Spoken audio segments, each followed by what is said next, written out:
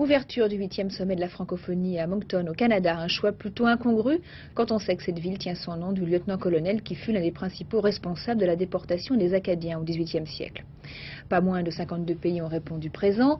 Au cœur de ces assises, la difficile question des droits de l'homme. Philippe Arroir, Jean-Paul Chaussé. Les droits de l'homme, un sujet controversé. Une moitié des 52 pays représentés au sommet de Moncton ne respectent pas ou peu les droits de la personne.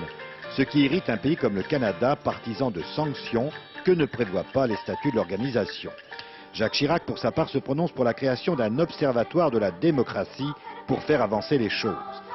Des pays en développement font un diagnostic de situation intenable dans le monde tel qu'il est.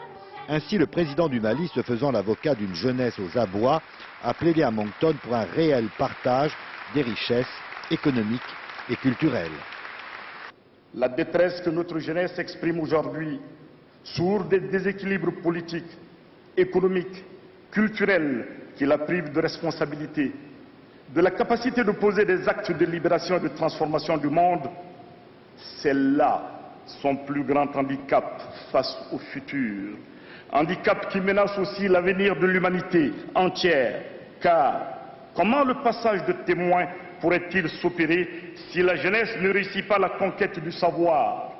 Que les sommets de la francophonie servent à dresser des bilans, voire à porter des accusations, c'est bien. Mais ce que l'on attend, ce sont des changements concrets. Comment s'y prendre?